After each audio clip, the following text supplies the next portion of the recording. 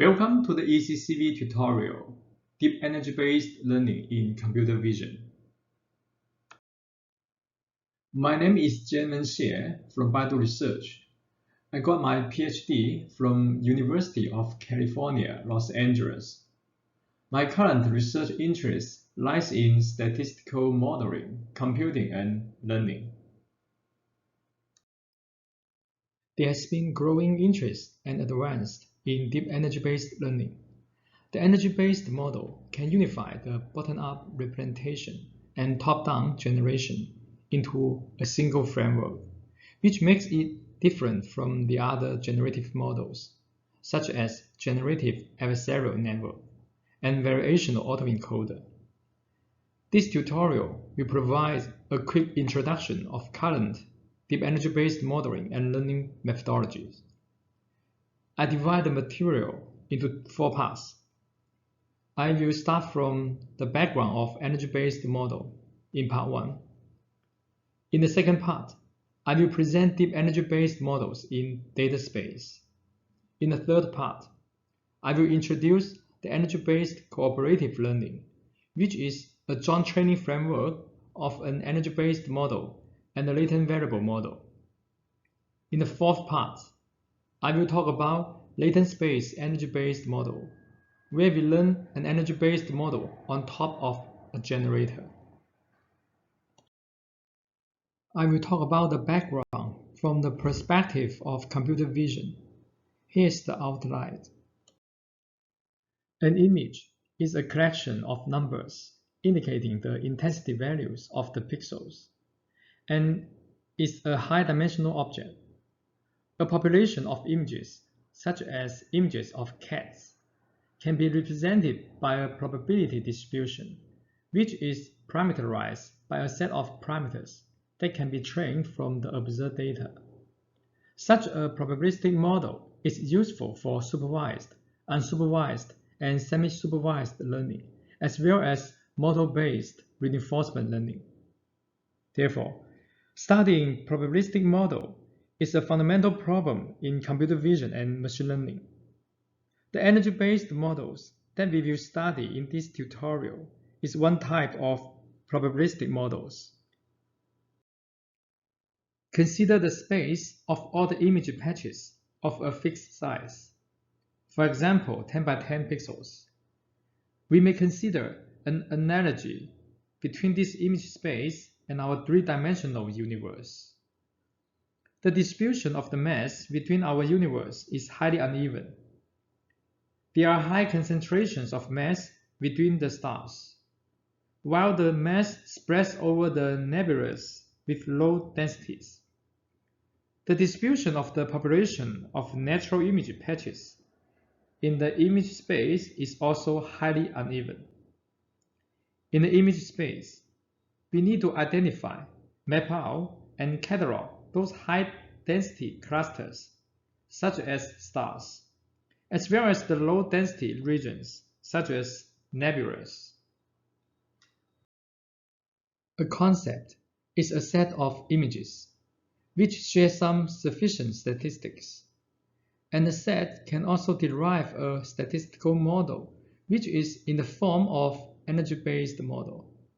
The energy-based model can also be called the Markov random field, Gibbs distribution, descriptive model, maximum entropy model, or exponential family model. That is to say, a concept can be represented by an energy-based model in the image space. In 1970, Grananda was a pioneer using statistical models for different visual patterns. In recent decades, Grananda contributed to computational statistics, image processing, pattern recognition, and artificial intelligence. He coined the term pattern theory to distinguish from pattern recognition. Grananda's general pattern theory is a mathematical formalism to describe knowledge of the world as patterns. The Brown University Pattern Theory Group was formed in 1972 by Grananda. Many mathematicians are currently working in this group, noteworthy among them being the field's methodologist, David Mumford. Mumford advocated Granada's pattern theory for computer vision and pattern recognition. There are some principles in pattern theory. First, patterns are represented by statistical generative models that are in the form of probability distributions. Secondly, such models can tell us what the patterns look like by sampling from the statistical models. Thirdly, the models can be learned from the observed training examples by analysis by synthesis scheme. Last but not least, pattern recognition can be accomplished by likelihood-based or Bayesian inference. The early energy-based models in computer vision mainly focus on texture modeling, because texture patterns play an important role in computer vision and graphics, and understanding texture is an essential part of understanding human vision. In 1962, a pioneer, Bela Julius, initiated the research on texture perception in pre-attentive vision by raising the following fundamental question: what features and statistics are characteristic of a texture pattern, so that texture pairs that share the same features and statistics cannot be told apart by pre-attentive human visual perception? His question implies two tasks. First, what are the internal statistical properties that define a texture from the human perception perspective? Secondly, given the set of statistical properties, how can we synthesize diverse realistic texture patterns with identical internal statistical properties? These two questions have motivated a lot of researchers on pursuing statistical representation and learning frameworks for texture synthesis. Markov random fields, MRF, were popularized by Julian Basak in 1973 for modeling spatial interaction on lattice systems, and were used by Cross and Jane in 1983 for texture modeling. They first designed a set of cliques to extract statistics from texture images and use these cliques to define an MRF. The motivation is that they believe in a texture image, those neighboring pixels should have local connections, and some pixels forming a local pattern might appear together. The figures on your right-hand side illustrate the idea of cliques. Figure A shows a lattice structure of an MRF, and the right one shows a toy example of a general MRF, where A and C are neighbors of each other, thus forming a two-node clique, and B, D, E form a three-node clique. Even though such a model is very flexible in the sense that it allows different designs of cliques, it cannot synthesize realistic image texture patterns because the hand-designed energy term is too weak to capture a texture's internal statistics.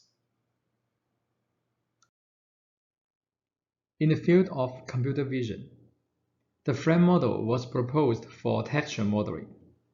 The frame model is a Markov random field model or an energy-based model whose energy function is the sum of translation invariant potential functions that are one-dimensional nonlinear transformation of Gabor filter responses.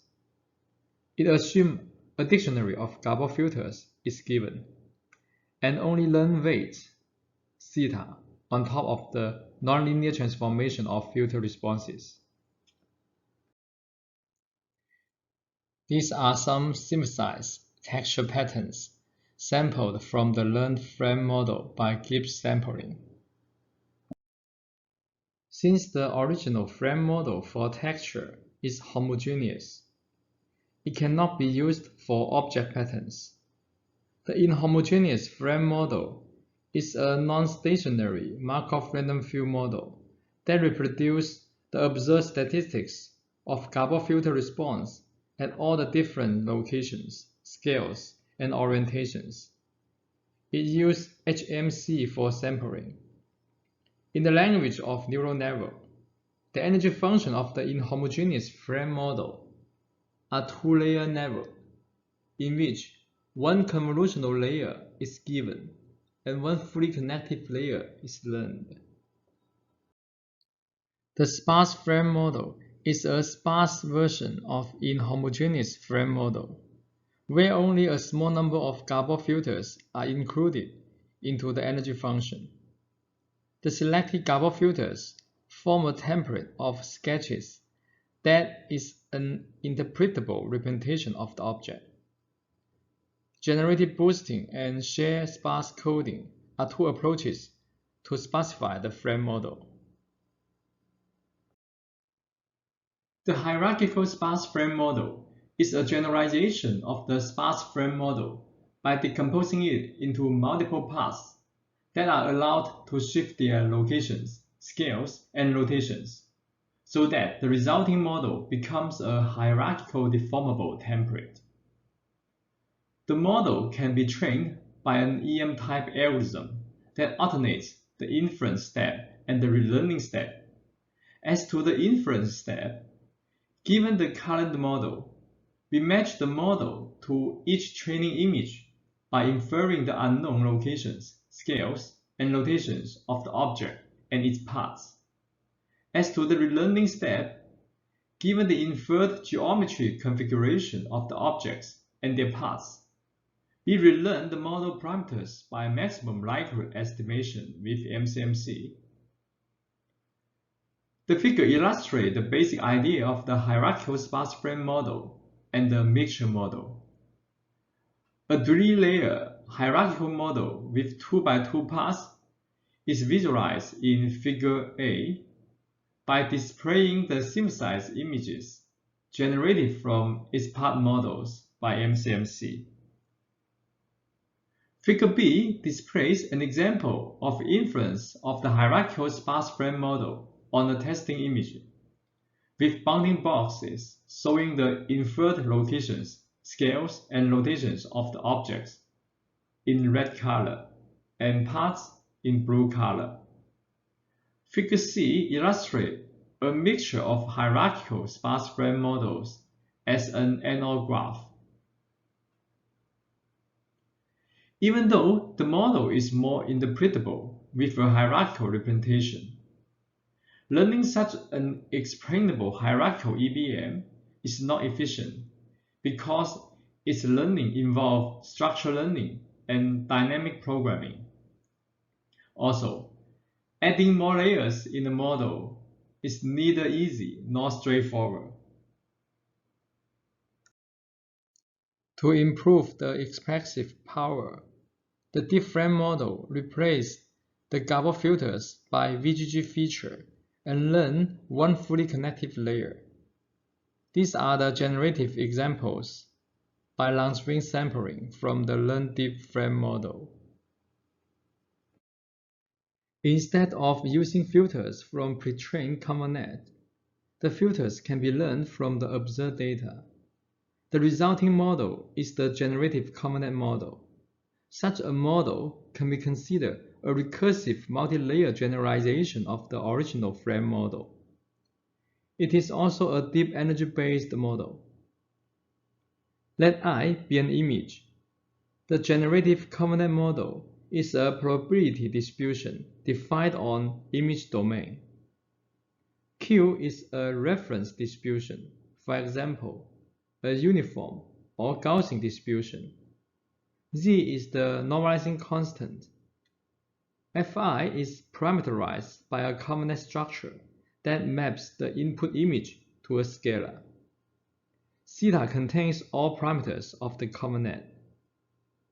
This tutorial will use the generative ConvNet as an example to introduce the deep energy-based modeling and learning. To be specific, The remaining materials are organized into 3 parts by following 3 research directions of the deep energy-based learning. The first direction I will cover in Part 2 is about data space deep EBMs. It includes fundamentals of deep energy-based learning, strategies to stabilize the energy-based learning, as well as how to model different types of visual data. The second research direction I will talk about is the cooperative learning framework, where deep EBMs are trained together with different types of deep latent variable models, as well as their applications. The third direction I will present in Part 4 is latent space deep EBMs. We try to build deep EBMs on top of deep latent variable models and learn them together. Different from data space EBMs that represent raw data directly, the latent space EBMs capture intrinsic rules of data. This is a list of references of Part 1. Now we will study the deep energy-based model in data space. Maximum likelihood estimation is a commonly used method to train energy-based models. Suppose we observe training examples xi, I from 1 to n, which follow the unknown data distribution p data. The objective function of maximum likelihood estimation is the average of the log probability density of the training examples. The gradient of the log likelihood involves an expectation term which is analytically intractable. The expectation term comes from the derivative of the log z, where z is the intractable normalizing constant. We show the derivation of the gradient of the log likelihood on your right-hand side. The expectation term is intractable because x is high-dimensional. Consider x is a 100 by 100 grayscale image, and each pixel can take a value from a region of 0 to 255. The image space is too big to do summation over x for computing the expectation, according to the definition. Therefore, it has to be approximated by Markov chain Monte Carlo MCMC method, such as Langevin dynamics or HMC.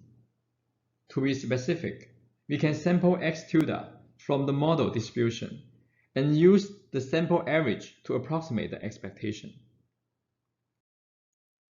Now we shall study Langevin dynamics, which is a gradient-based MCMC method that is important and useful to compute the gradient of the log likelihood. For high-dimensional data x, sampling from the distribution P of x, which is in the form of energy-based model, requires MCMC, such as Langevin dynamics. The Langevin dynamics is a stochastic gradient ascent algorithm that finds data x to maximize the function f. A larger f corresponds to a larger probability density. Delta t is the step size, and Et is the Gaussian noise term for randomness. As the step size goes to 0 and the number of steps goes to infinity, the distribution of the generative examples will converge to the target distribution P of x. There are different implementations of the Langevin sampling. For the persistent chain, we run a finite step MCMC from the synthesized examples generated from the previous epoch. The contracted divergence runs a finite step MCMC from the observed examples. If VV runs a finite step MCMC from Gaussian white noise, this will lead to a non-persistent short-run MCMC. This is a full description of the MCMC-based MLE algorithm for training energy-based models. At each iteration, we first sample synthesized examples from the learned distribution by MCMC, and then use the training examples and the synthesized examples to compute the gradient of the log likelihood, such that the model parameters can be updated by gradient-based learning algorithm. The learning algorithm tries to match the synthesized examples to the data in terms of statistics. Such a learning and sampling algorithm is called analysis by synthesis algorithm. The analysis by synthesis learning algorithm is a mode-seeking and mode-shifting process. Here is an illustration. The red curves and blue curves represent the negative energy landscapes of the true model and the learned model, respectively. The red crosses indicate observed data, and the blue circles indicate the synthesized data. Figure 1 is the mode searching by Langevin dynamics, which finds high-score modes in the landscape of the model and placing the synthesized examples around the found modes. After that, the algorithm shifts the high-score modes toward the observed examples, which is shown in Figure 2. Figure 3 is the mode chasing, which researches the high-score modes in the updated landscape of the model. Figure 4 is the mode matching, where the modes in the learned landscape eventually match the ones in the data distribution after a few iterations of mode searching and shifting. I want to show you the adversarial interpretation of the energy-based learning. The update of parameters theta is based on the gradient of the log likelihood, which is the difference between the observed statistics and the synthesized statistics. If we take out the gradient side of the summation operator and define a value function v, which is a function of the synthesized example x tilde and the learning parameters theta, the gradient of the value function is equal to the gradient of the log likelihood. We can easily find that the learning and sampling algorithm actually play a minimax game. In the learning step, the algorithm finds theta to maximize the v, and in the sampling step, the algorithm finds x tilde to maximize the score function f, thus minimizing the value function v. Given an energy-based model P of x, z is the intractable normalizing constant, fx is the negative energy, theta is the parameters. The maximum likelihood learning of the energy-based model P of x requires the MCMC sampling, such as Langevin dynamics, to approximate the gradient of the log likelihood. The Langevin dynamics is an iterative algorithm, where each step consists of a gradient ascent that maximizes the function f and a noise term serving as Brownian motion. The model P of x can be highly modular, and gradient-based MCMC may get trapped in local modes, so that different Markov chains initialized from different starting points do not mix. We now consider the learning algorithm based on short-run MCMC. To use a short-run MCMC, we initialize the Langevin dynamics from a fixed initial probability, P0, and run a fixed number of k steps. The resulting marginal distribution of sample x after running k steps of MCMC starting from P of 0 is denoted by Q of x.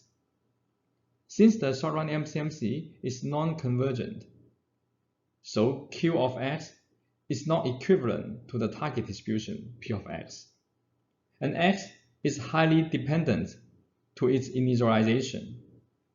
Therefore, the k-step short-run MCMC can be considered as a latent variable model or a generator with initialization z as latent variable. Here, we use M to be the transition kernel of k steps of MCMC toward the target distribution. The short-run MCMC can be written as x equal to M of z, where M is nonlinear mapping and z is latent variables, following the distribution P0. This figure shows some generative examples by the short-run MCMC. Training the parameters of the energy-based model with a non-convergent short-run MCMC is no longer a maximum likelihood estimator, but a moment matching estimator that solves this estimating equation, which is the perturbation of the MLE estimating equation, where we replace the model P by the short-run distribution Q of X. Now, I want to show you how to understand the learning behavior of the short-run MCMC. Let us consider a simple model where we only learn top layer weight parameters theta.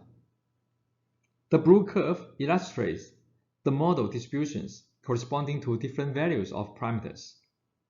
The black curve illustrates all the distributions that match the data distribution in terms of the expectation of h of x. The h of x is a feature vector of x. The ideal MLE solution, that is the green dot, is the intersection between the blue curve and the black curve. The red dotted line shows that the MCMC starts from P0 and runs toward P with theta hat MME. MME means moment matching estimator. But the MCMC stops after k steps, reaching Q with theta hat MME, which is the learned short-run MCMC generator. Even if the learned P theta may be biased from MLE, the resulting short-run MCMC is considered a valid model, in that it matches the data distribution in terms of expectation of h of x. As we mentioned, the short-run MCMC can be considered a latent variable model or a generator. Therefore, it can be used for reconstruction or interpolation. In the top figure, we show that with the short-run MCMC generator, we can find latent variable z for each image and perform linear interpolation on the latent space. The transition in the top figure displays the sequence of generation with interpolated z. In the bottom figure, we show that the short-run generator can perform reconstruction by finding z to minimize the reconstruction error. Both of these experiments validate that the learned short-run MCMC indeed a latent variable model. The deep energy-based models can be scaled up in a multi-grid modeling and sampling strategy. Between each learning iteration, for each observed training image, we generate synthesized images and multiple grids by initializing the finite step MCMC sampling from a minimal 1x1 version of the training image. The synthesized image at each subsequent grid is obtained by a finite step MCMC initialized from the synthesized image generated at the previous coarser grid. After obtaining the synthesized examples, the parameters of the energy-based models and multiple grids are updated separately and simultaneously based on the differences between synthesized and observed examples.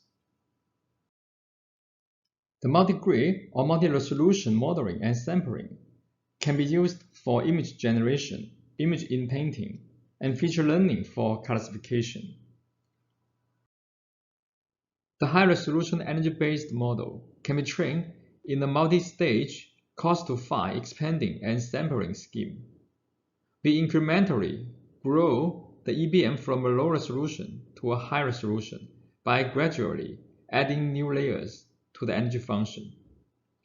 Different from the multi-grid setting, in which we learn multiple EBMs at different resolutions simultaneously, the multi-stage setting only learns a single EBM at the highest resolution. The motivations of both multi-grid and multi-stage EBMs are to stabilize the learning and sampling of EBMs. But the multi-stage EBM might have less parameters, since it only keeps one energy function at the end. Here are some synthesized examples generated by the multi-stage EBMs. The left figure shows the MCMC generative sequences on CAA dataset. Each MCMC contains 50 long string steps. The right figure shows the synthesized images at the resolution of 512 by 512 pixels. The energy-based model can also be useful for image inpainting, which is related to addressable memory. Once the model is trained on fully observed training examples, given a test image with a mask that occludes some pixels, we can run a few steps of Langevin dynamics that is initialized with the occluded image to recover those missing pixels. From this figure, we can see that the model is very creative to inpaint diverse and reasonable patterns for each occluded image. The first row shows the masked images, and the last row shows the corresponding original images. Other rows show different inpainted results. In this example, the model is trained by a multi-stage cost-to-find expanding and sampling strategy. It means that we gradually expand the resolution of the energy function so that the training and sampling can be more stable. As to unpair the image-to-image translation, people might recall the cycle gun, which trains two adversarial frameworks with a cycle consistency loss. Here, we want to show you how to use energy-based model without explicitly using the cycle consistency loss for this purpose. We can easily train one single energy-based model for one-sided image translation. Specifically, given two collections of images representing two different domains, the examples in these two datasets are unpaired. Therefore, this is an unsupervised image translation problem. What we need to do is to train an energy-based model on the target domain. However, during training, we need to initialize the short-run MCMC with some random examples from the source domain at each iteration. Once the training is done, the short-run MCMC will serve as a flow generator that maps the example from the source domain to the target domain. Since learning an EBM corresponds to matching the statistics of the translated images to the target images, the translated images not only maintain the contents of the original images, but also obtain the style from the target domain. Such an energy-based method is simple and natural because no explicit cycle consistency loss is needed.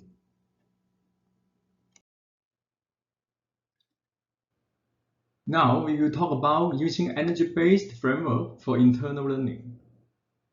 Different from external learning, where the goal is to learn a distribution of a dataset, the internal learning seeks to learn a distribution of patches within a single natural image rather than relying on external data. The patch-wise generative common-net is an energy-based framework for internal learning. It trains a pyramid of EBMs and trained against a pyramid images of different scales. Each EBM is trained by analysis by synthesis and is responsible to generate images based on the patch distribution learned from the images at the corresponding scale.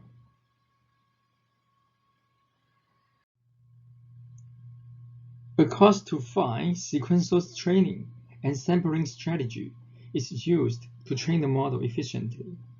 Specifically, the sampling process starts from a randomly initialized noise image with the minimum scale. For each scale, the initial synthesis is updated by k steps of Langevin revision, except that the initial synthesis at the minimum scale is from uniform distribution. The Langevin dynamics of any other scale is initialized from the upsample version of the Langevin output at its previous scale. The left figure displays some results of unconditioned image generation. Each row demonstrates a single training example and multiple synthesis results of various aspect ratios.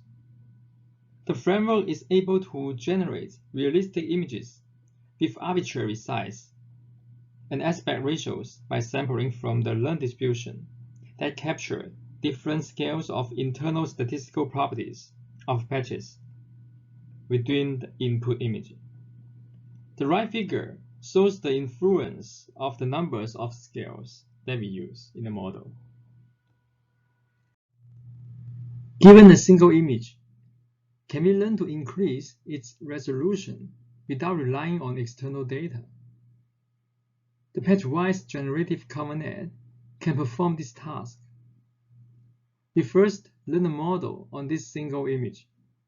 After the pyramid of EBMs is learned, only the largest scale of EBM will be used to increase the resolution of the original image. The resolution of the original image can be increased by multiple times of expansion. Each expansion includes an upsampling operation and MCMC revision by the largest scale of EBM.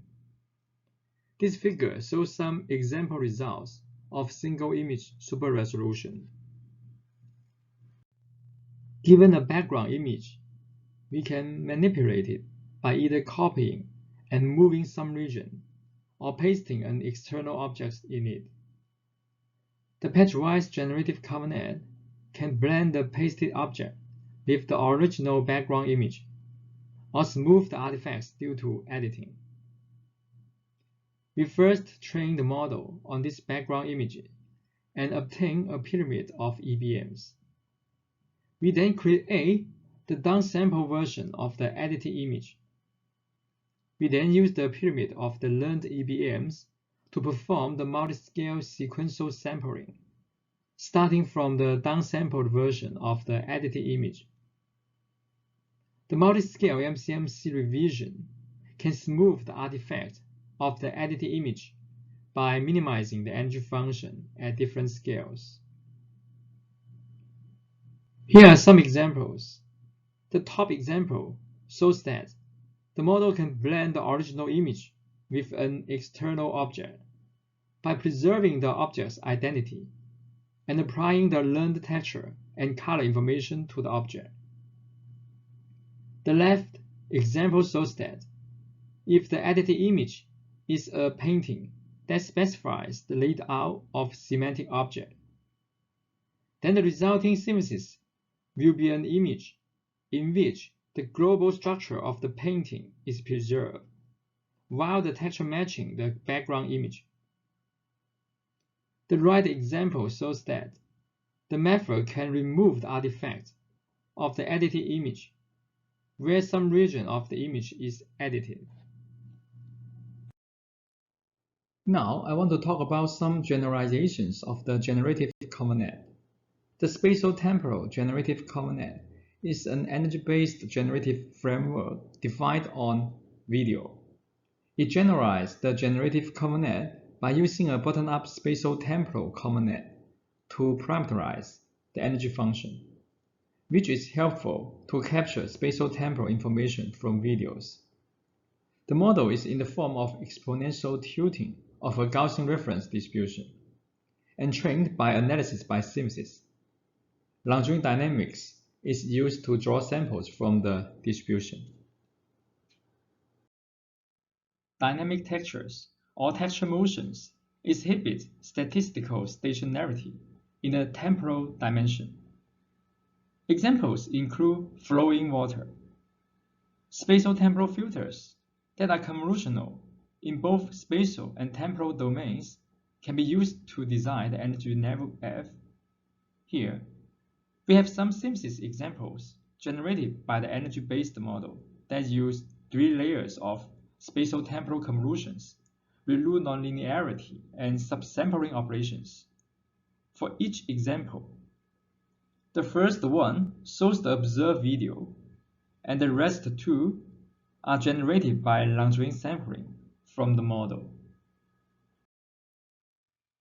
Many dynamic textures have structural background and objects that are not stationary in the spatial domain. For example, a video exhibiting burning fire hitting a pot. In this case, we need to modify the network F used in the last case by using filters that are fully connective in the spatial domain at the second layer to account for spatial non-homogeneity of the dynamic textures. Qualitative results are displayed in this figure. The energy-based spatial temporal generative common net can learn from videos with occluded pixels. This task corresponds to unsupervised video in painting or recovery. Since in the training stage, the model doesn't have fully observed training data, the learning algorithm of the energy-based model for complete data can be adapted to this application with minimal modification. The modification is that, for each iteration, we run a few steps of long-range dynamics to recover the occluded regions of the training example. The additional long-range dynamics for recovery is initialized by the observed occluded example, and it only synthesizes the occluded regions while keeping the visible paths unchanged. At each iteration, we use the recovered observed example and synthesized examples to compute the gradient of the log likelihood and update the model parameters. The algorithm simultaneously accomplishes three tasks. The first one is recover the training data. The second one is synthesize new video examples. And the third one is learn the model parameters. Here are some recovery results by learning energy-based spatial temporal generative common net from incomplete data. There are three types of masks for occlusion: salt and pepper masks, mixing frames, and single region masks. Here, I want to emphasize that the model we show is different from the denoising autoencoder. In the denoising autoencoder, the training data are fully observed, and noises are added as a matter of regularization. It also differs from supervised denoising or supervised inpainting, where the prime model has already been learned from fully observed data. Also, learning from incomplete data can be difficult for GAN and VAE. Now let's talk about an interesting application of this learning while recovery algorithm. If a moving object in the video is occluded in each frame, it turns out that the recovery algorithm will become an algorithm for background in painting of video, where the goal is to remove the undesired moving object from the video. Here, we saw two examples of background in painting by energy-based generative models. Energy-based generative voxel net is an energy-based framework for 3D volumetric shape representation. It parameterizes the energy function by a bottom-up 3D convolutional neural network structure and follows the same modeling and learning scheme of the generative common net model. This model is powerful for 3D volumetric shape generation and outperforms GAN-based and VAE-based methods in terms of inception score, which is a measure to quantify the synthesis quality. To generate high-resolution 3D shapes, the model can be trained more efficiently by multi-grid modeling and sampling strategy. We can learn a pyramid of energy-based generative voxel nets. Each of them accounts for one resolution. Each scale of model is trained against the training example at its corresponding resolution. The pyramid of training examples at different resolutions can be obtained by downsampling the original example. The benefits of the multi-grid modeling is that during training, the low-resolution EBM can provide initialization for the MCMC of the high-resolution EBM. Usually, sampling from low-resolution space is much easier than sampling from high-resolution space. The starting minimal resolution is typically 1 by 1 by 1, and the largest resolution is the target resolution. Here are some results of generating 3D volumetric shapes by multi-grid modeling and sampling. The target resolution is 128 by 128 by 128. Sim-size example at each grid is obtained by 20 steps of Langevin sampling, initialized from the sim-size examples at the previous cursor grid, starting from the 1 by 1 by 1 grid. Different scales of sim-size along the multi-grid sampling process are also displayed.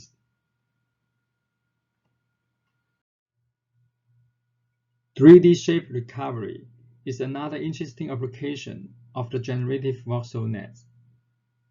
Given a corrupted 3D shape with known voxel positions of the corruption, the goal is to recover the corrupted voxel. Here, I'm going to introduce a self-supervised method to achieve this goal. Given a dataset of 3D shapes, we can easily generate a corrupted versions of dataset by randomly masking some voxels of each 3D shape. Then we learn a distribution of invisible voxels conditioned on visible voxels. Such a conditional distribution can be used for inpainting. The model is trained by analysis by sim-size scheme, where the sampling from the conditional distribution is achieved by starting from the corrupted example and then run a few steps of Langevin dynamics to obtain a sim-size example. We fix those visible parts and only update the corrupted regions. The recovered examples are used to compute the gradient of the log likelihood to update the model parameters. Here are some results of 3D shape recovery for each category. The first row shows the original examples, and the second row shows the corrupted testing examples. The last row shows the recovered result by the learned model. The recovery is performed by running a few steps of Langevin sampling, starting from the corrupted examples. Similar strategy can also be applied to 3D super resolution, which seeks to increase the resolution of a testing 3D object. A low-resolution 3D dataset can be easily created by downsampling a higher resolution dataset. Then a distribution of high-resolution 3D shape conditioned on the corresponding low-resolution 3D shape is trained for super resolution. The idea is similar to the one in the recovery application, except that the sampling from the conditional distributions are different. For sampling, it first upscales the low-resolution example by expanding each voxel into a d by d by d blocks. Here d is the scaling ratio of constant intensity to obtain an upscale version of the low-resolution example. And then it runs Langevin dynamics starting from the upscale versions to obtain the high-resolution output. Super-resolution results for category, toilet, and sofa are shown in the figure. The energy-based generative voxel net can be useful for classification. We need to first train a single model from all categories in an analysis by synthesis manner. The learned bottom-up network can be treated as a feature extractor. We can learn a multinomial logistic regression classifier from the labeled data based on the extracted feature vectors for classification. The table on your right-hand side shows a comparison among different baselines for 3D shape classification. Point cloud is another important data format to represent 3D objects. Compared with voxel representation, point clouds can provide a compact and detailed representation of a 3D object. Learning a generative model of 3D point clouds for point cloud generation is a fundamental problem for 3D computer vision. A major challenge in modeling 3D point cloud is that, unlike images, videos, and volumetric shapes, point clouds are not regular structures but unordered point sets, which makes extending existing energy-based paradigms intended for structured data not straightforward. Energy-based generative point net is an energy-based model for unordered point clouds, with the energy function parameterized by a well-designed input permutation invariant bottom-up network. The MLE training of the model follows analysis by synthesis. The input permutation invariant bottom-up network, F, first takes all unordered points as input, encodes each point into features by multi-layer perceptron, MLP, and then aggregated all point features to a global feature by average pooling, and eventually outputs a scalar by another MLP. This figure shows some 3D point cloud synthesis generated by the learned energy-based model by short-run MCMC. Since the model is trained with k-step short-run and non-convergent MCMC, the sampled point cloud X is highly dependent to its initialization Z. Therefore, the short-run MCMC process can be regarded as a k-layer flow-based generator or a latent variable model with the initial point Z as the continuous latent variable. We can use this latent variable model for reconstruction purpose. To be specific, given a new testing point cloud, we find the latent Z of the short-run MCMC generator to minimize the reconstruction error. The figure shows the performance of reconstruction. The second row displays the result of the energy-based generative point net. The third row displays a baseline point flow. Since the short-run MCMC is a latent variable model, we can also perform interpolation in the latent space to demonstrate that the learned latent space is meaningful. Here are some examples. The transition in each row displays the sequence of reconstruction with the linear interpolated latent variable Z. The learned point encoder in the score function can be useful for point cloud feature extraction, and the features can be applied to supervised learning. We first train a single generative point net on the training examples from all categories. We then replace the average pooling by a max pooling layer in the learned score function, and use the output of the max pooling as point cloud features. Such a point cloud feature extractor is also input permutation invariant. An SVM classifier can be trained from labeled data based on the extracted features for classification. The table shows the classification accuracy using the 1 versus all rule. The three curves show some robustness test, considering three types of data corruptions. Type 1 is missing points, where we randomly delete points from each point cloud. Type 2 is added points, where we add actual points that are uniformly distributed into each point cloud. Type 3 is point perturbation, where we perturb each point of each point cloud by adding a Gaussian noise.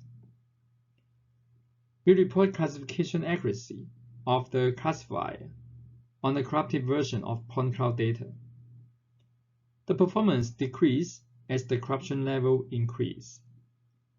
In the case of missing point corruption, even though 94% points are deleted in each example, the classifier can still perform with an accuracy 90.20%. In the extreme case, where we only keep 20 points in each point cloud, the accuracy becomes 53.19%. Now, I will talk about energy-based continuous inverse optimal control. The problem of continuous inverse optimal control is to learn the unknown cost function from expert demonstration. This problem can be studied in the framework of energy-based model, where the observed expert trajectories are assumed to be random samples from a probability density function, which is defined as the exponential of the negative cost function up to a normalization. In particular, I talk about the control problem of finite time horizon, where the trajectory is over a finite period of time. I will focus on the problem of autonomous driving as a concrete example. Let xt be the state at time t. The state might include longitude, latitude, speed, heading angle, acceleration, steering angle. Let ut be the continuous control or action at time t. The control might include the change of acceleration, change of steering angle. The dynamics F is known. Bold X and bold U represent time sequences of state and control respectively. The trajectory is the pair of both X and U. The cost function with learnable parameters is defined on the trajectory and some history and environment conditions. The problem of the inverse optimal control is to learn the parameters of the cost function from expert demonstration. The distribution of control conditioned on the history and environment can be represented by an energy-based model with the cost function serving as the energy function. State X can be determined by the control U according to the dynamic function. As to the demonstration, control U are assumed to be sampled from the distribution, so that U tends to have low cost. The parameters of the cost function are trained by maximum likelihood by analysis by synthesis. For the synthesis step, the trajectory of X and U can be sampled by Langevin dynamics or predicted by optimization method that directly minimize the cost function. Once the cost function is learned, the trajectory prediction can be performed by Langevin sampling from the conditional distribution. Here are some example results of trajectory prediction. The red dot represents the ground truth trajectory, and the green dot and the blue dot represent the results obtained by EBM and GALE, which is gun-based baseline. The energy-based framework can be generalized to the multi-agent scenario, where there are k agents, and each agent has a trajectory. In this case, we simultaneously control all vehicles in the scene. The overall cost function is said to be sum of each agent. The prediction is still performed by Langevin sampling from the learned energy-based model. This is a list of references of Part 2. In Part 3, I will present the energy-based cooperative learning framework, in which A deep energy-based model and a deep latent variable model cooperate with each other to learn the data distribution. I will start from introducing the deep latent variable model and its maximum likelihood estimation algorithm. A deep latent variable model is a top-down generator model that transforms a low-dimensional random vector into a high-dimensional data space by a deep neural network. Let X be a high-dimensional example, such as an image. Z be a low-dimensional latent vector that captures semantic meanings of the observed example and follows a simple prior distribution, such as Gaussian distribution. G is a deep neural network that contains all learning parameters. The generator defines a conditional distribution Q of X given Z, which is a Gaussian distribution with the mean equals to the output of the generator. The log of the joint distribution corresponds to the reconstruction error of the decoder G of Z. The posterior distribution, which is the conditional distribution of Z given X, can be derived by the Bayes rule. The posterior distribution is intractable because the marginal distribution Q of X is intractable. The gradient of the log likelihood of the generator with respect to the parameters alpha is given by this formula. It is an expectation under the posterior distribution. In order to evaluate the learning gradient, Markov chain Monte Carlo, such as Langevin dynamics, is used to sample from the posterior distribution. For each observed example X, we infer its latent vector Z by the Langevin inference process, and then update the parameters alpha by maximizing the joint log likelihood of X and Z. The key steps for the Langevin inference and the parameter update are the computations of the gradient of the decoder G. In the Langevin inference, the gradient is with respect to Z, while in the parameter update, the gradient is with respect to the parameters alpha, both of which can be efficiently achieved by backpropagation in the current modern deep learning platform. Therefore, the MLE of the generator alternates the Langevin sampling for inference and the gradient descent for parameter update. Let's compare the deep energy-based model and the deep latent variable model.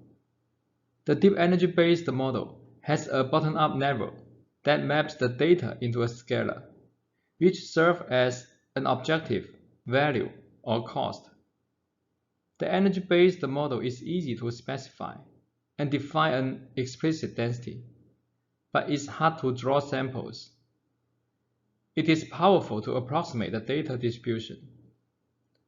On the other hand, the deep latent variable model or a generator model has a top-down network that maps a latent vector to a high-dimensional example. It is a sampler or policy. It is easy to draw samples by direct ancestral sampling. It has an implicit marginal density and might not approximate data density as well as deep energy-based model. Both EBM and generator can be learned from the training examples by maximum likelihood. The likelihoods of both models involve intractable integrals, and the gradients of both log likelihoods involve intractable expectations that can be approximated by Markov chain Monte Carlo MCMC. The training algorithm for the EBM alternates between Langevin revision and density shifting. Intuitively, in Langevin revision step, the EBM is dreaming by synthesizing examples from the current model. In density shifting step, the EBM updates its parameters to make the dream more realistic. The training algorithm for the generator network alternates Langevin inference and reconstruction. It is similar to the EM algorithm, where the Langevin inference can be mapped to the E step, and the reconstruction step can be mapped to the M step. It is an unsupervised learning algorithm because the latent factors are unobserved. Intuitively, in long-range inference step, the generator is thinking about each observed example by inferring the latent factors that can reconstruct it. The thinking involves explaining away reasoning. The latent factors compete with each other in the long-range inference process to explain the example. In the reconstruction step, the generator never updates its parameters to make the thinking more accurate. Even though the two MLE algorithms can operate separately on their own, they benefit from cooperating with each other, where the generator plays the role of the student and the EBM plays the role of the teacher. A student writes up an initial draft of a paper. Her advisor then revises it. After that, they submit the revised paper for review. The student then learns from her advisor's revision, while the advisor learns from the outside review. In this analogy, the advisor guides the student, but the student does most of the work. The needs for cooperation stem from the fact that the long-range sampling in EBM and long-range inference in latent variable model can be time-consuming. If the two algorithms cooperate, they can jumpstart each other's long-range sampling. The resulting algorithm seamlessly interweave the steps in the two algorithms with minimal modifications. Intuitively, while the EBM needs to dream hard in long-range revision for synthesis, the generator needs to think hard in long-range inference for explaining away reasoning. On the other hand, the generator is actually a much better dreamer because it can generate images by direct ancestral sampling without MCMC, while the EBM doesn't need to think in order to learn. Specifically, we have the following steps in the cooperative learning algorithm. Please look at the diagram on your right-hand side. In step 1, we first generate latent factors from Gaussian distribution. In step 2, we then generate the initial synthesized examples using the generator. These initial examples can be obtained by direct ancestral sampling by a top-down process with the generative latent factors. In step 3, starting from the initial synthesized examples produced, we run long-range revision dynamics for a finite number of steps to obtain the revised synthesized examples. In step 4, the generator can learn from the revised synthesized examples produced by the EBM. For each revised synthesized example, we know the values of the latent factors that generate the corresponding initial synthesized example. Therefore, we may simply infer the latent factors to be their known values given in initial generation, or initialize the long-range inference dynamics from the known values. In step 5, we update the EBM by using the revised synthesized examples and the training examples. In step 6, we use the revised synthesized examples and the inferred latent factors obtained to update the generator. The generator learns from how the EBM's MCMC revised the initial draft by reconstructing the revised draft. This is called MCMC teaching. The reason we let the generator never learn from the revised synthesized examples instead of the observed examples is that the generator does not know the latent factors that generate the observed examples, and it has to think hard to infer them by explaining away reasoning. However, the generator knows the value of the latent factors that generate each initial synthesized example, and thus it essentially knows the latent factors when learning from the revised synthesized examples. By reconstructing the revised synthesized examples, the generator traces and accumulated the long-range revision made by the EBM. This cooperation is beneficial to the generator by relieving it the burden of inferring the latent factors. The generator can provide a limited number of examples, and in each learning iteration, The generator supplies a completely new batch of independent examples on demand. The EBM only needs to revise the new batch of examples instead of generating a new batch by itself from scratch. This cooperation is beneficial to the EBM by relieving it the burden of synthesizing examples from scratch. Compared to the adversarial learning of the generator, the cooperative learning has an actual refinement process guided by the EBM. I use the following diagrams to further illustrate the basic idea of the MCMC teaching. Double line arrows indicate generation and reconstruction in the generator network. Dashed line arrows indicate Lagrange dynamics for revision and inference in the two models.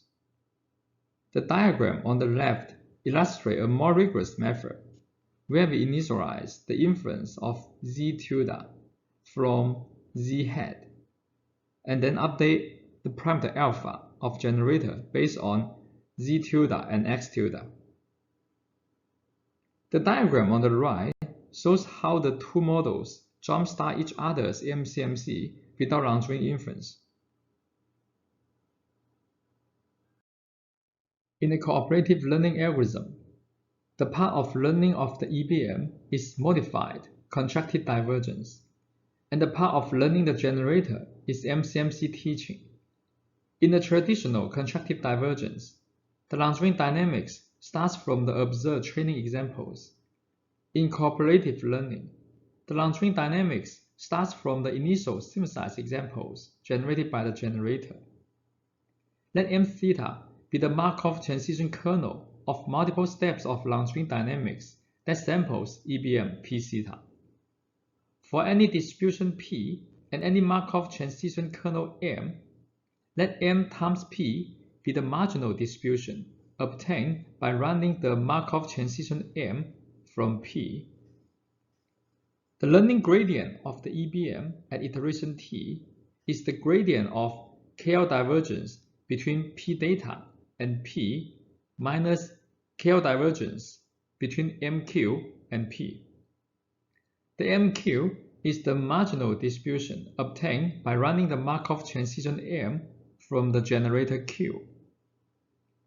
In the traditional contracted divergence, P data takes the place of Q alpha in the second KL divergence term, meaning that the Lagrange dynamics starts from the data distribution. As to the MCMC teaching of the generator, the learning gradient of the generator alpha is the gradient of KL divergence between M theta t times Q alpha t and Q alpha. Here, M theta times Q alpha takes the place of P data as the data to train the generator model. The cooperative learning using MCMC teaching alternates between Markov transition from generator to EBM and projection from EBM to generator. These are the qualitative results obtained by the cooperative learning frameworks. Figures shown on the left-hand side are synthesized images generated by the cooperative learning algorithm. The latent space of the generator trained by MCMC teaching can also be useful for image inpainting and interpolation. Results are displayed on the right-hand side. Now let's talk about cooperative conditional learning, which is an important application of the cooperative network. Let X be the D-dimensional output signal of the target domain, and C be the input signal of the source domain. C defines the problem, and X is the solution.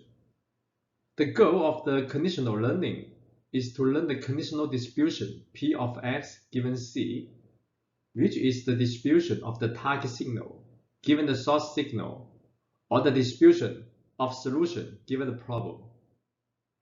Examples of conditional learning include label-to-image synthesis, image-to-image synthesis, and supervised image inpainting. The unconditioned cooperative learning scheme can be easily extended to the conditional learning problem by jointly training a conditional energy-based model and a conditional generator model. Both two conditional models represent the problem and solution from two different perspectives. The conditional energy-based model learns an objective function in the form of a conditional energy function, so that the output can be generated by optimizing the objective function, or more rigorously, by sampling from the conditional energy-based model. This corresponds to slow thinking, because the sampling is accomplished by an iterative algorithm, such as long-chain dynamics. The conditional generator generates the output directly by a nonlinear transformation of the input and the noise vector, where the noise vector accounts for uncertainty. This amounts to fast thinking because the conditional generation is accomplished by direct mapping.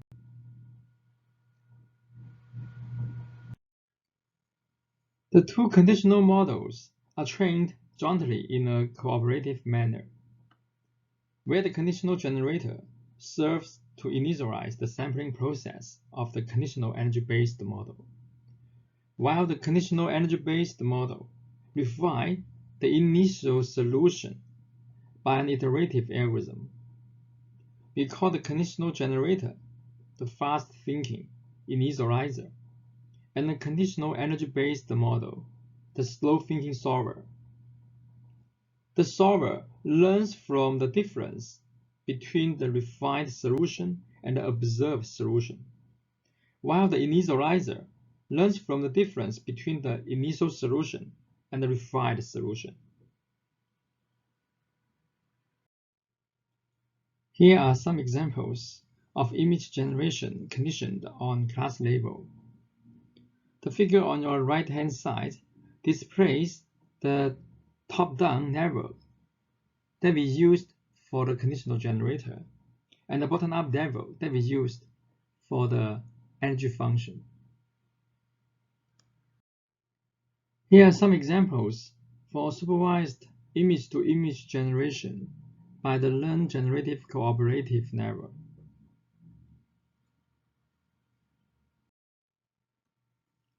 Unsupervised cross-domain translation is more applicable than supervised cross-domain translation, because supervised image-to-image translation relies on paired training examples between two domains. However, manually pairing up examples between two domains is costly in both time and efforts, and in some cases, it is even impossible.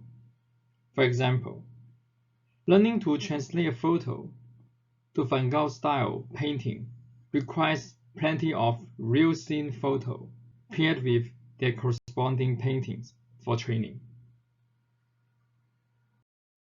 Now, I will introduce the cycle-consistent cooperative level for unsupervised image-to-image translation.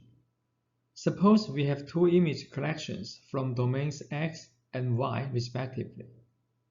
The examples of these two sets are unpaired.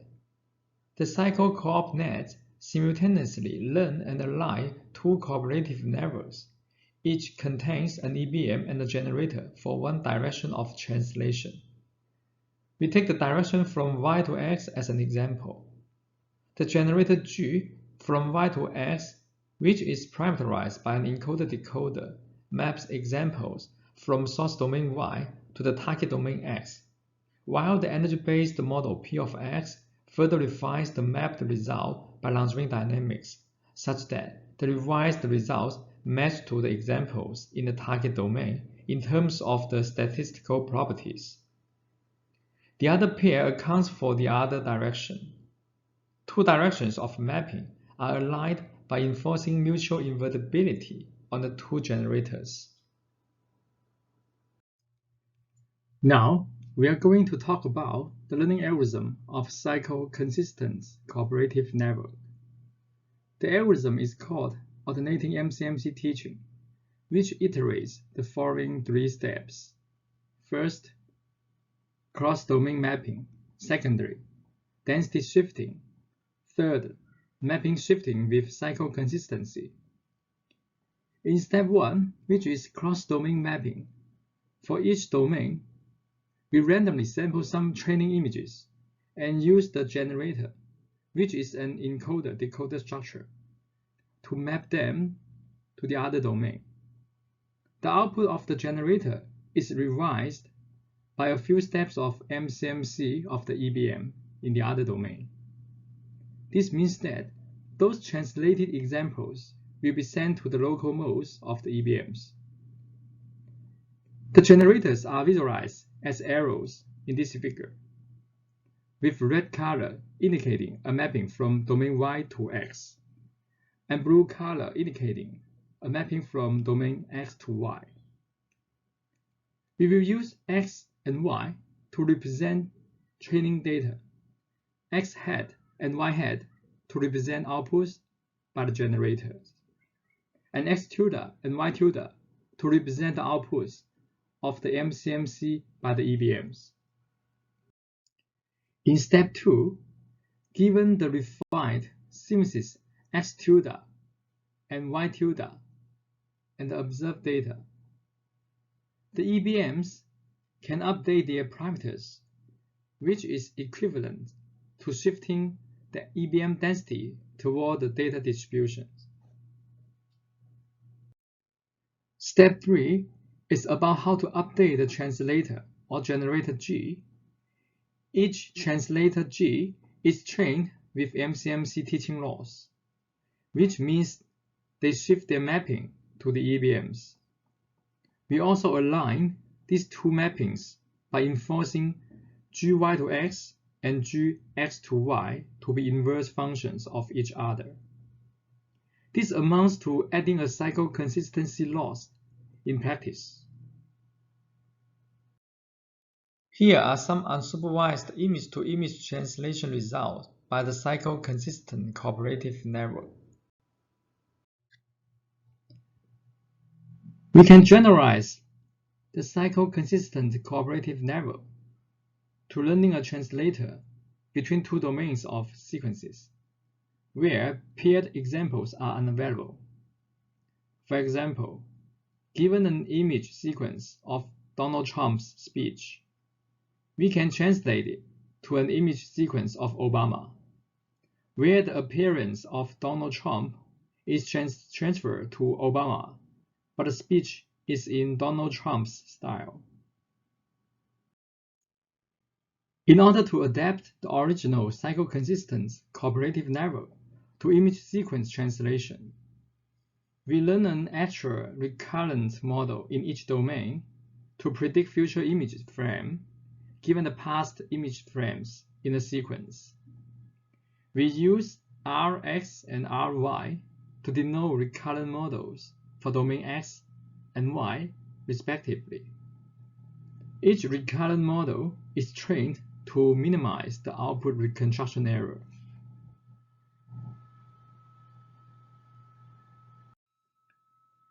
With the recurrent models, we modify the cycle consistency loss of the generator G to take into account spatial-temporal information, and we call that the spatial-temporal cycle consistency loss.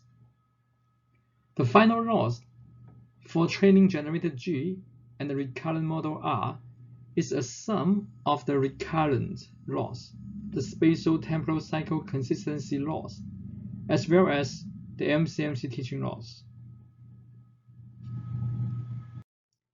Here, we show some qualitative results of unsupervised sequence-to-sequence translation. In the first example, we translate Obama's facial motion to Donald Trump. In the second example, we translate the blooming of a violet flower to a zero flower. In the third one, we translate the blooming of a purple flower to a red one. Saliency prediction aims at highlighting salient object regions in images. which is a binary image segmentation. For example, given an RGB image, we output a binary saliency map to indicate the salient object. Such a task has a wide range of computer vision applications. Existing salient object detection methods mainly focus on supervised learning, which relies on label data, and most existing supervised learning methods seek to learn a deterministic mapping between image and saliency map. Different from deterministic methods, generative saliency prediction methods aim at learning a distribution of saliency Y given an image X, and performs saliency prediction via sampling Y from the learned distribution P of Y given X. Now, we will represent this distribution by a generative conditional cooperative network. The cooperative saliency prediction framework consists of an energy-based model serving as a fine but slow predictor, and a latent variable model serving as a fast predictor. The energy-based model and the latent variable model are jointly trained by cooperative learning algorithm via MCMC teaching. Once the model is learned, the cooperative prediction is performed by a cost-to-phi sampling.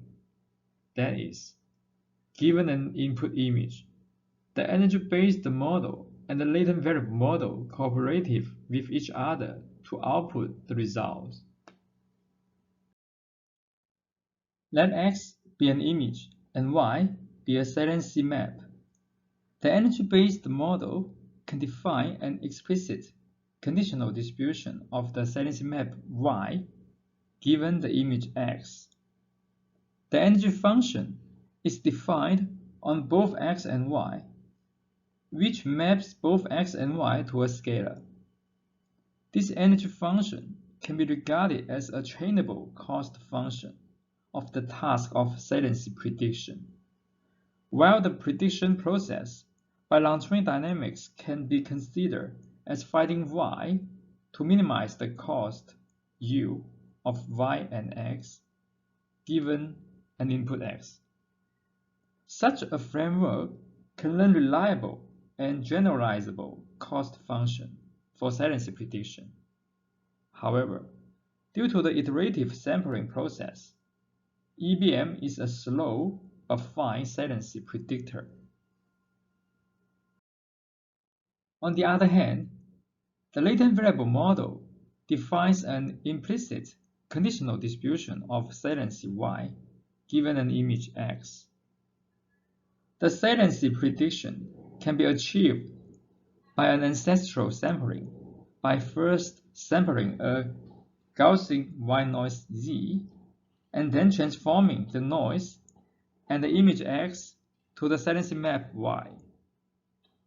Since the ancestral sampling is a direct mapping, which is faster than the iterative long-term dynamics. However, without a cost function as in EBM, the learned mapping is hard to generalize to a new domain. The cooperative saliency prediction framework combines these two predictors and predicts the saliency of an image by a cooperative sampling strategy, where it first used the cost saliency predictor to generate an initial prediction by a non-iterative ancestral sampling, and then used the phi saliency predictor to refine the initial prediction via iterative long-range revisions to obtain the revised saliency map. This framework offers the best of both worlds.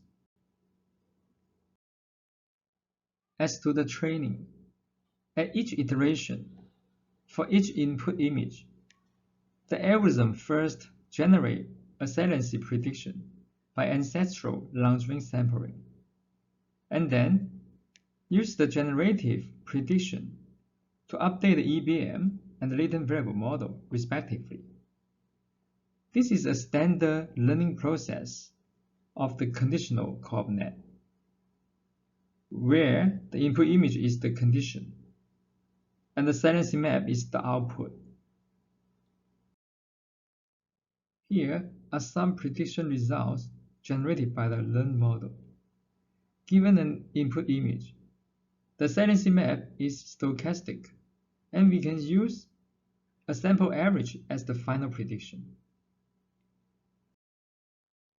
This table shows a comparison of performance among different baselines and the cooperative learning framework. You can check the paper for the experimental details. The cooperative saliency prediction framework can be learned from a partially observed training dataset, where only partial pixel-wise annotation is available, for example, scribble annotations. This is a weakly supervised saliency prediction setting. The previous algorithm can be easily adapted to this scenario. For each iteration, we only need to add 2 steps for recovering the scribble annotation y. One is a recovery step by the latent variable model. It infers latent variables of the scribble data and then recover the missing region by mapping the inferred latent variables back to the saliency domain. The other is a recovery step by the energy-based model. It runs a few steps of MCMC starting from the initially recovered results provided by the latent variable model. The model update steps are the same as before. These are the recovery results and the prediction results. The algorithm can recover the missing annotations while training, and the trained model can output reasonable stochastic saliency maps. In the cooperative learning algorithm, we can learn the generator Q alpha of X by variational inference from the synthesized example X tilde generated by EBM. To retrieve the latent variables of X tilde, we bring in a tractable approximate inference level pi of z given X with parameters beta for inferring z from X tilde. The learning of inference model pi of z given X and the generator Q of X given z forms a VAE that treats X tilde as training examples. This is called variational MCMC teaching. That is, the VAE learns from the MCMC of the EBM. The VAE objective is a minimization of variational lower bound of the negative log likelihood of the synthesized examples X tilde. I compare different types of MCMC teaching in this figure. In the original MCMC teaching, the latent variable model will treat X tilde as training examples. Figure A shows a rigorous MCMC teaching with MCMC-based inference of Z given X. Figure B displays a fast version without inference. The variational MCMC teaching includes 3 models and adopts variational inference, which is different from the original MCMC teaching. I show image generation results by the cooperative level using variational MCMC teaching. The cooperative learning framework can also be applied to joint training of an EBM and normalizing flow model. The normalizing flow is a special generator whose log likelihood is tractable. To be specific, the transformation G in the normalizing flow needs to be invertible, and the log determinants of the Jacobians of the transformation can be explicitly obtained. Then under the change of variables, we can obtain the distribution of X. G is usually composed of a sequence of invertible transformations. In general, the density of X is intractable. However, with some smart design of the sequence of transformation, the exact log likelihood can be computed. Therefore, the parameters alpha can be estimated directly by maximum likelihood. Now, I introduce the co-op flow algorithm that simultaneously trains an EBM and a normalizing flow model. At each learning iteration, the algorithm performs the following steps. In step 1, we first generate examples by the normalizing flow. The generative example is denoted by x hat. In step 2, we start from each x hat and run a long-range dynamics or a short-run long-range flow toward the EBM to obtain x tilde. In step 3, we then update the normalizing flow by treating x tilde as training data by maximum likelihood. In step 4, we update long-range flow according to the learning gradient of the EBM by treating x tilde as synthesized data. Synthesized examples by the co-op flow algorithm are displayed here. Each panel corresponds to a different training dataset. Here is a list of references of Part 3. Now I'm going to talk about latent space energy-based model in Part 4. Let X be the observed example and Z be the latent vector. We can learn energy-based model in the latent space of a generator model, so that the EBM serves as a prime model that stands on the top-down level of the generator model. The top-down generator G is parameterized by deep neural network with parameters beta. The pi distribution of Z is in the form of energy-based model, which is parameterized by MLP with parameters alpha. P alpha of Z is an exponential tilting of a non-informative Gaussian pi P0 with an informative energy-based pi distribution. The model can learn regularity and rules in latent space of the data. Moreover, MCMC in the latent space for both pi and posterior sampling is efficient and mixed well. Following empirical base, both the latent space EBM and the top-down network can be learned jointly by maximum likelihood. The model can be learned by maximum likelihood estimation. The marginal distribution can be obtained by integrating out the latent vector Z in the joint distribution of X and Z. The gradient of the log likelihood can be decomposed into two parts. The first part corresponds to the pi distribution alpha, while the second part corresponds to the generator beta. Both terms are expectations under the posterior distribution, which is dependent on the pi and the generator. The learning of the pi distribution is to match the pi and the aggregated posterior, and the learning of the generator is to reconstruct the data with the inferred latent vectors. MCMC is needed to approximate the expectation. We need to draw samples from the posterior distribution P of Z given X and the energy-based pi distribution P of Z by long-range dynamics. Here are the long-range update formula for sampling from the pi distribution and the posterior distribution. The energy term U in the pi distribution has a projective term, which is due to the non-informative Gaussian distribution. The posterior distribution is proportional to the joint distribution, which involve both parameters of the pi and the generator. Sampling from the posterior distribution by long-range dynamics is like a stochastic gradient descent algorithm that finds Z in the latent space to minimize the generator reconstruction and the energy function U in the pi distribution. I present the whole learning and sampling algorithm for the latent space energy-based model. In each learning iteration, we sample a batch of training data. For each training example, Xi, we use long-range dynamics to draw samples Z- from the energy-based pi distribution P alpha of Z and draw sample Z plus from the posterior distribution.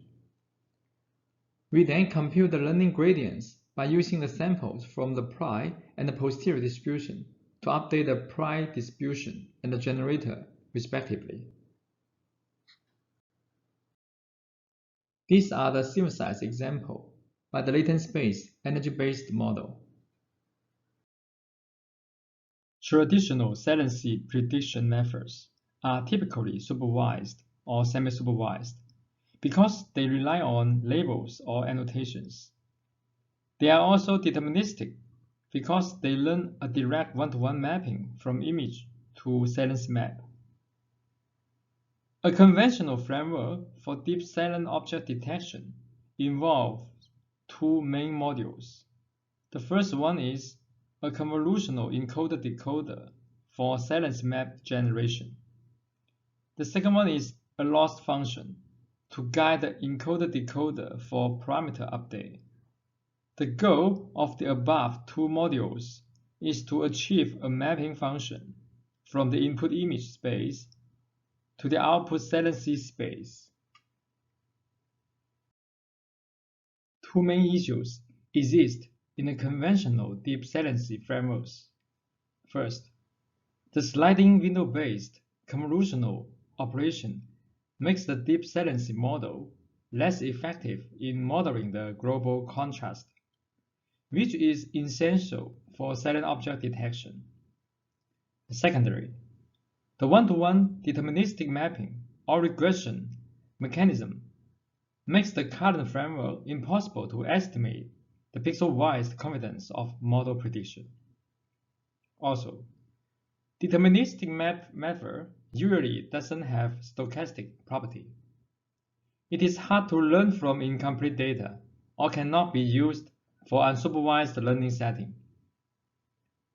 To solve issue 1, we can use a vision transformer to replace the encoder-decoder structure.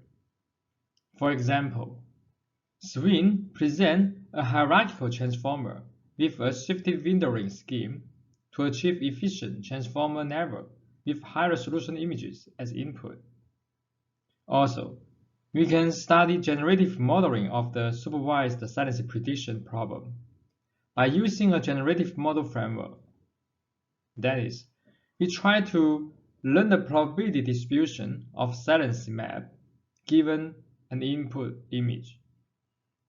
Instead of using a non-informative Gaussian pry, we try to model it as an EBM. Combine all this together, we will present a generative vision transformer with an energy-based pry model for saliency prediction. Now let's talk about modeling. The model is a latent variable model with Z representing low-dimensional latent variables. Let us use I to denote an image and S for a saliency map. For a deterministic mapping, we just need to learn mapping from I to S. For a stochastic mapping, or we want to model a distribution of P of S given I, we need to add a noise or latent variables Z that follows a pry distribution for randomness. That is, we map I and Z to S by a transformer network T whose parameters are theta. This will change the one-to-one mapping into a one-to-many mapping. For EBM prime model of Z, we parameterize the energy-based function by a trainable deepnet F whose parameters are alpha. We will jointly train the parameters of the transformer network theta and the EBM pry alpha by maximum likelihood estimation MLE without using extra inference network or adversarial discriminator. We can use beta to denote both theta and alpha. The likelihood is a conditional likelihood. The learning gradient of beta consists of two parts, both of which involve an intractable expectation term under the posterior distribution P of Z given S and I. The first part is about the learning of the parameters alpha of the EBM prime. And the other part is about the learning of parameters theta of the transformer. Now again, we use MCMC sampling to assess the intractable posterior distribution to approximate the expectation term. The update of the EBM prime still need an MCMC to sample from the EBM.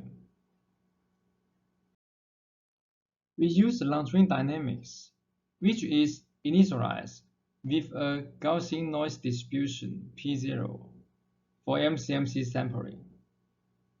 To draw samples from the energy-based prime model, P alpha of Z, we iterate the Langevin step shown in equation A, which seeks to find Z to minimize the energy function U of Z. To draw samples from the posterior P of Z, given S and I, we iterate the Langevin steps shown in equation B, which seeks to find Z to maximize the John density P of S, Z given I, given the image and silency map. The John density involves the parameters of both EBM prime and the transformer generator. We use Z plus and Z minus to denote respectively the samples from the posterior distribution and the prime distribution. The gradients of alpha and theta can be computed with S, I, Z plus, and Z minus. The parameters can be updated by using the ADAM optimizer. We present the full learning and sampling algorithm of the model in algorithm 1. Given an input image I, the saliency prediction is performed by sampling from the learned conditional distribution, which first sample a Z from the EBM prime and then use the transformer to map the Z and I into the saliency domain to get S. We can use the sample average as a final prediction. The model performs very well and obtains state-of-the-art performance against other methods. Here are some qualitative results. The first row shows input images, and the second row shows the ground truth. The third and fourth rows show results of the current state-of-the-art saliency model and the generative transformer with EBM prime. This is the list of references of Part 4. This is the end of the tutorial. In this tutorial, I introduce the background of the energy-based models and present 3 categories of energy-based models. The first one is the data space EBM, which is a probability distribution directly defined on data domain. It is trained by matching the observed statistics and the synthesized statistics. The second one is the energy-based cooperative generative network, which trains an EBM and a generator simultaneously via MCMC teaching. The third one is the latent space EBM, which is built on top of the latent space of the top-down generator. For more information about deep energy-based modeling, please check the references listed below. Thank you.